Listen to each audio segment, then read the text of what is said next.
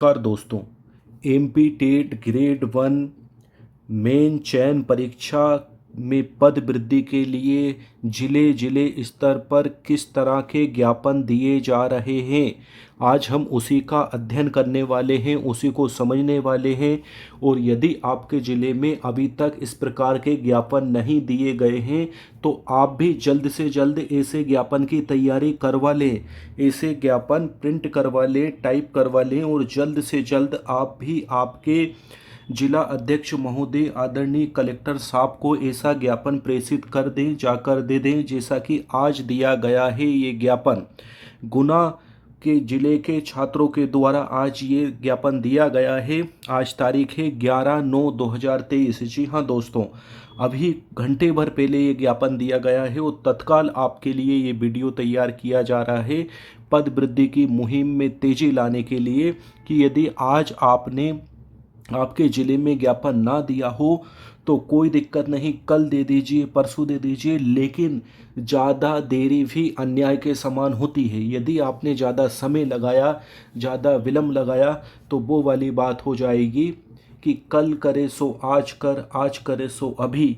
पल में प्रलय होएगी बहुरी करेगा कब। जी हाँ दोस्तों, पल में प्रलय हो जाएगी, कहने का मतलब रिजल्ट आ जाएगा तो फिर ये मुद्दा ठंडा हो जाएगा, ठंडे बस्ते में चला जाएगा, फिर इस पर ध्यान नहीं दिया जाएगा क्योंकि आधे से ज़्यादा चयनित छात्र आपसे आपके पक्ष में नहीं रहेंगे, वो उनका चयन हो जाएगा, वो आपको भूल जाएंगे। तो अभी समय रहते वक्त की नज़ाकत को समझिए और यदि ज्ञापन नहीं दिया हो तो जिला स्तर पर जल्द से जल्द समिति बनाकर, कमेटी बनाकर, ग्रुप बनाकर जल्द से जल्द ये आवेदन दे दें।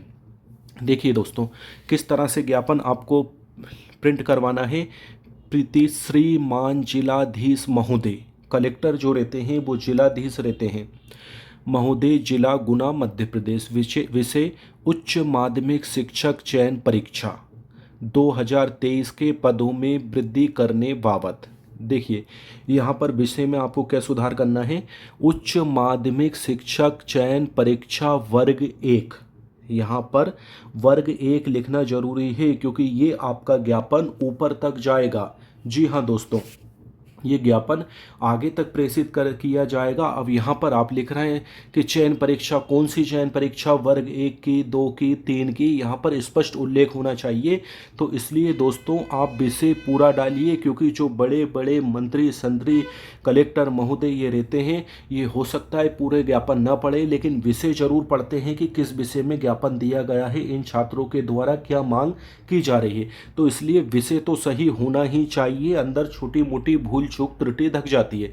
तो यहाँ पर क्या होना था, विषय उच्च माध्यमिक शिक्षक चयन परीक्षा वर्ग 1 2023 के पदों की संख्या में वृद्धि करने बाबत, या फिर कम पदों की संख्या जो है ना, उसमें वृद्धि करने बाबत। तो क्या है महोदय, उपरोक्त विषय अंतर्गत निवेदन है कि उच्च माध्यमिक शिक्षक चयन परीक्षा, तो भैया यहाँ पर वर्ग 1 डालने में आपका क्या जा रहा था, जिससे कि स्पष्ट हो कि वर्ग 1 के समस्त विषय।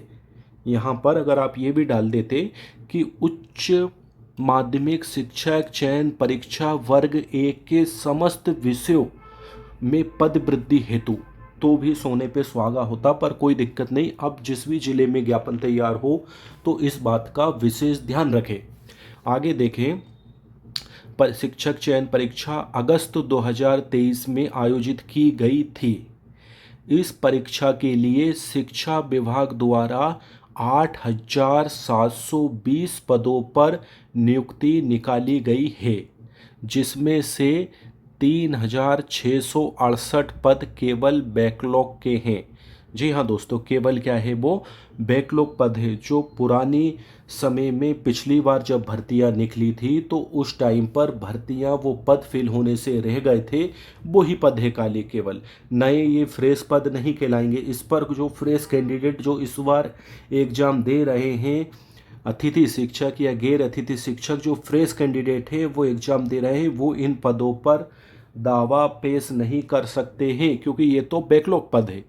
आगे देखते हैं, और शेष 5,052 पदों को 16 विषयों के विभिन्न वर्गों जैसे कि अनारक्षित, पिछड़ा वर्ग, अनुसूचित जाति, अनुसूचित जनजाति, भूतपूर्व सैनिक, आर्थिक रूप से कमजोर वर्ग, महिला आरक्षण, अतिथि आरक्षण, दिव्यांगजन आदि अन्य वर्गों को मिलाकर कुल 37 वर्गों में बांटा गया है। बताइए आप, कुल कितने 37 वर्गों में बांटा गया है, आप ध्यान दीजिएगा। इसमें अनारक्षित वर्ग की रिक्तियों को अन्य राज्य के अभ्यर्थियों के लिए भी बिना किसी रोकथाम के खोल दिया गया है। अब इसमें जो है अन्य राज्य के कैंडिडेट्स आ रहे हैं ऊपर से, वो तो हटके ही है। बताइए आप, इस प्रकार नवीन पदों में 16 विषयों के सभी वर्गों में नाम मात्र के पद शेष रह जाते हैं। यदि जो है गहराई से अध्ययन किया जाए, गहराई से एनालिसिस किया जाए, तो मात्र नाम मात्र के पद कि हाँ वैकेंसी निकली है, शिक्षक मध्य प्रदेश में शिक्षक भर्ती निकली है, ऐसा मतलब जो है कि केवल ये शो हो रहा है, ये केवल हाथी के दांत है, खाने के कुछ है और दिखाने के कुछ है। खाने के तो क्या है, अरे बाप रे कि इतनी संख्या में निकली है 8720, और लेकिन वास्तविकता क्या है, वास्तविकता 8-8, 10-10, 12-12 पद ही श्रेणी वाइज विभाजित हो रहे हैं रोस्टर लगने के बाद में। आगे देखें, इसमें अनारक्षित वर्ग की रिक्तियों को अन्य राज्यों के अभ्यर्थियों के लिए बिना किसी रोकथाम के खोल दिया गया है।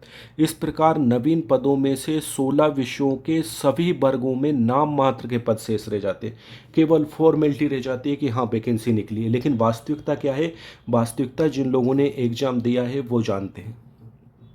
जबकि उच्च माध्यमिक शिक्षक चयन परीक्षा 2023 में शामिल अभ्यर्थियों की संख्या 44,549 है। सोच लीजिए आप, कितनी बड़ी संख्या में लोग वाग ने एग्ज़ाम दिया है, कैंडिडेट्स ने एग्ज़ाम दिया है। कितना, 44,549 लोगों ने ये परीक्षा दी है।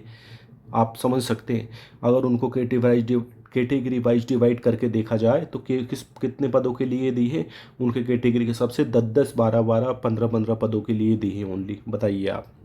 आगे देखिए, आरटीआई के अनुसार है ये जो है डीपीआई ने स्वयं माना है कि केवल इतने जो है व्यापम ने PVESV जो है कर्मचारी चयन आयोग, ये उसने खुद एक स्टूडेंट ने आरटीआई लगाई थी, उसमें जवाब दिया है कि इतने कैंडिडेट्स एग्जाम में शामिल हुए थे। आगे देखें, 5 वर्ष बाद निकली भर्ती में कम पदों से अभ्यर्थियों में निराशा का विषय बना हुआ है। जी हाँ दोस्तों, 5 साल बाद तो एग्ज़ाम निकले और उसमें भी ऊपर से इतनी कम भर्तियाँ, इतनी कम पोस्ट, तो ये तो वो वाली बात हो गई कि करेला और ऊपर से नीम चढ़ा कि आप एग्ज़ाम तो 5 साल में ले रहे हैं, जैसे चुनाव 5 साल में होता है ठीक इसी तरह से। तो फिर जब पर्याप्त मात्रा में पद खाली है तो आप फिल क्यों नहीं करना चाहते, आपसे कौन मना कर रहा है, इसमें हर्ज क्या है, इसके पीछे राजनीति क्या है, क्या इससे बच्चों के भविष्य के साथ खिलवाड़ नहीं हो रहा है। वो बच्चे जो पेपर दे रहे हैं और वो बच्चे जिनको पढ़ाया जाएगा, क्या आप नहीं चाहते कि शिक्षा की गुणवत्ता का स्तर सुधरे, तो क्या इस तरह से शिक्षा की गुणवत्ता का स्तर सुधरेगा कि नाम मात्र की शिक्षकों की भर्ती निकाली जाएगी, उसमें भी आरक्षण हावी रहेगा और 1-1, 2-2 साल तक भर्तियां लटकी रहेगी। तो ये कहाँ का कानून है, ये कहाँ का न्याय है। तो समय रहकर इस पर एक्शन ली जानी चाहिए, इस दिशा में वर्क किया जाना चाहिए। पद वृद्धि की मुहिम को एड़ी चोटी का जोर लगाकर जितना तेज हो सके उतना तेज इसको करना चाहिए।